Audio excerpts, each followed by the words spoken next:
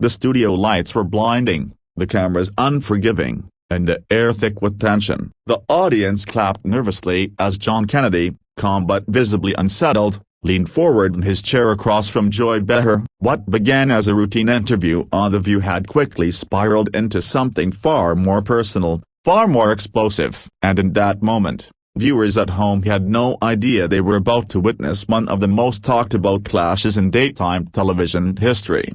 From the start, the energy was electric. Joy Behar, sharp-tongued and unapologetic, pressed Kennedy on his political views, her voice tinged with irritation. She interrupted him mid-sentence, shaking her head dismissively. But Kennedy, a man known for his composure and wit, tried to keep his tone even, his southern drawl carrying both patience and firmness. Still, it wasn't long before the back-and-forth grew hotter, sparks igniting into flames. "John, let's be honest," Joy snapped, her hands flying in frustration. "What you're saying doesn't match reality. It's dangerous. People deserve the truth, not spin." Kennedy's jaw tightened. He leaned in, locking eyes with her. "Joy, with all due respect, you don't own the truth. You don't even listen to it when it's right in front of you." His words carried weight, not shouted but deliberate, each one a stone tossed onto the silence of the studio. The audience gasped,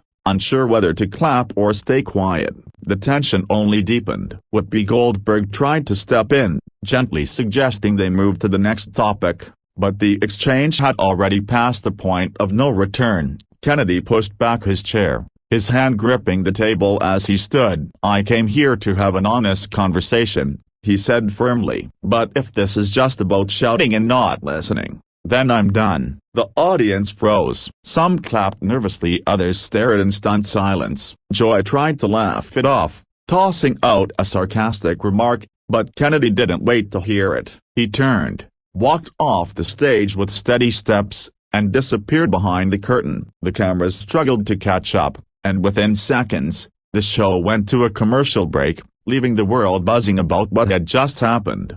But behind that dramatic walk-off was a deeper story. Kennedy didn't storm out because of anger alone. He walked out because he believed something important had been lost, and not just in that conversation, but in the way people spoke to one another in America. Backstage, away from the cameras, he sat in silence for a moment. An assistant offered him water, but he waved it away. His mind replayed Joy's dismissive tone, the laughter from the panel, the way the audience seemed caught between sides instead of seeking understanding.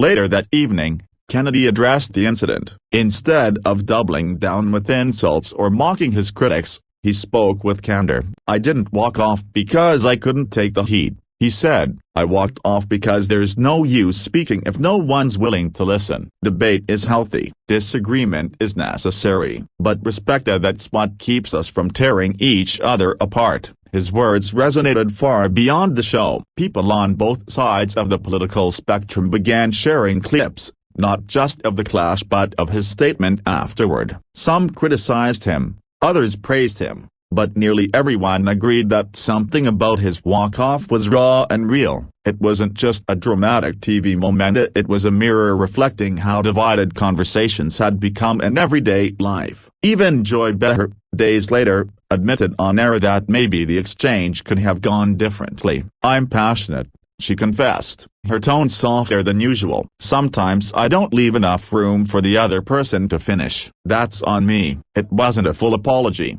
but it was a rare acknowledgement that even she, a veteran of heated debates, could have gone too far. The real lesson wasn't about who won the argument, it was about what Kennedy's exit symbolized. The courage to walk away, not in surrender, but in protest against noise that drowns out meaning. His actions reminded people that strength isn't always measured in how loudly you speak, but sometimes in knowing when silence speaks louder. For viewers who felt exhausted by constant shouting matches, the moment became a spark of reflection. Families talked about it at dinner tables. Teachers used it in classrooms to discuss respectful debate. Online, people shared their own stories of times they'd been silenced or ignored, and how walking away didn't mean giving up, but preserving their dignity.